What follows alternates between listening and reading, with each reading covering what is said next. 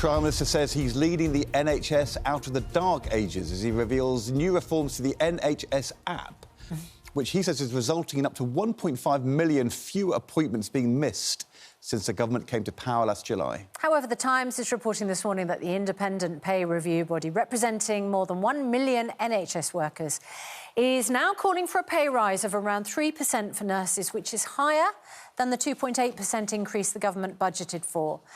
Could this mean strikes are on the horizon, or will the government say yes? Let's ask Stephen Kinnock, who is the Minister for Care.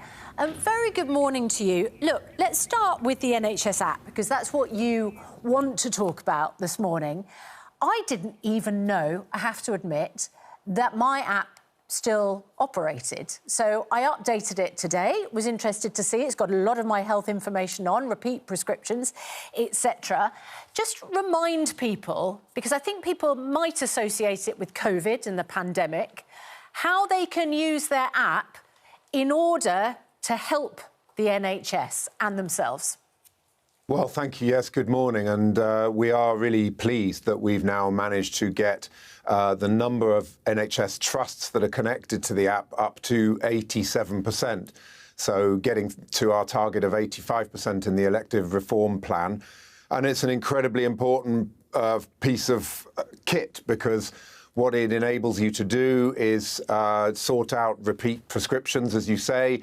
Also, for example, if you've got a questionnaire that you need to fill in, rather than having to go down to the hospital and fill it in front of the nurse, you can fill it in online, thus speeding up your process through the system and giving the information that's required, and it's there then saved and much more easily used. And it's helped to prevent 1.5 million missed appointments. It's saved 5.7 million hours of staff time, 12 million letters that didn't need to be sent thanks to the app. So I think today is also a call for action. It's saying to people, please get on the app, use it. It will improve your engagement with our NHS, and it will help our NHS to be more productive and efficient. Right, let's talk about pay. So you will have seen the report in The Times which says there is a recommendation for NHS workers, 1.3 million NHS workers, to have a 3% pay rise. Chancellor has not budgeted for that, as we understand, but will she agree to it? Well, I'm sure you'd understand that I'm not going to conduct these negotiations on a TV interview. We are considering the recommendations of the pay review body. We, of course, last year, we sorted out the junior doctors' strike. We got them off the picket line and onto the front line. As a result of that, we're seeing waiting lists dropping now for 6 months in a row, even through the winter period. And we're starting to see massive increase in diagnostics, lots of other really good results in terms of settling with GPs, moving forward on dentistry, moving forward on pharmacy. Yeah, you couldn't countenance strike action, could you? Because that would set your waiting lists back further. Well, absolutely nobody wants to have strike action.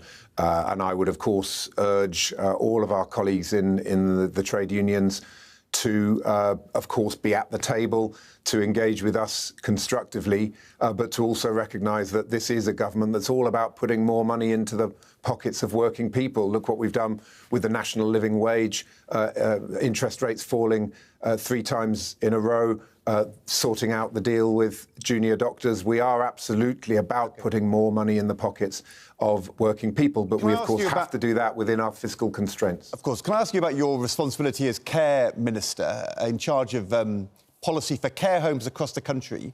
In your judgment, have our care homes become too dependent on migrant workers with visas to work in care homes?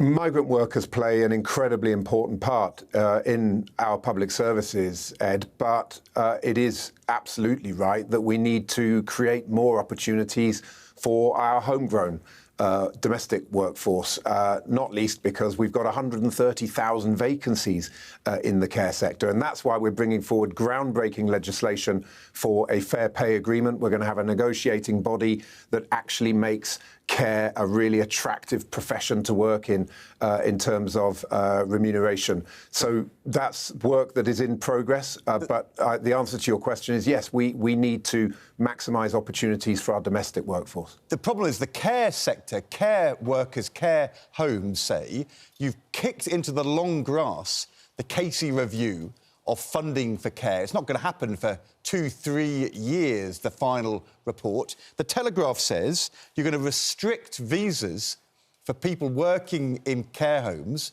How are care homes going to actually employ people if they can't employ migrant workers and you're not putting more money in?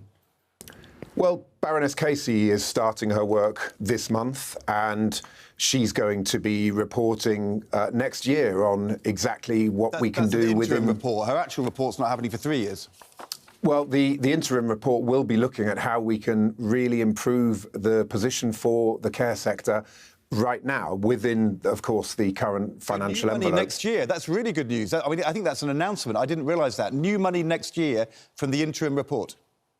Well, no, it's within the financial envelope that we currently have, but it's about how do you ensure that you're really incentivising the workforce, the training, and of course, within the comprehensive spending review, we will have a financial envelope that will be aligned with the work that we're doing on the Fair Pay Agreement. So that then we will start to consult on the Fair Pay Agreement as soon as the Employment Rights Bill has got royal assent. No new money and fewer visas. Doesn't this make the care home crisis worse?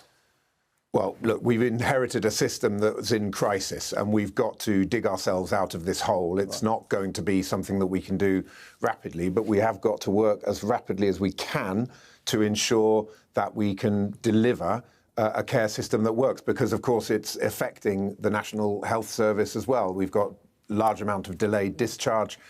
We've got to ensure that we prevent avoidable admissions, and this is an ecosystem of our care system, our health system, working together in tandem, and Baroness Casey's report is going to be absolutely crucial in terms of ensuring that we get the maximum productivity and efficiency, and we incentivise our workforce to be in a care profession that has got parity of esteem with the health service. Stephen Kinnock, thanks very much indeed for your time this morning. Thank you very much.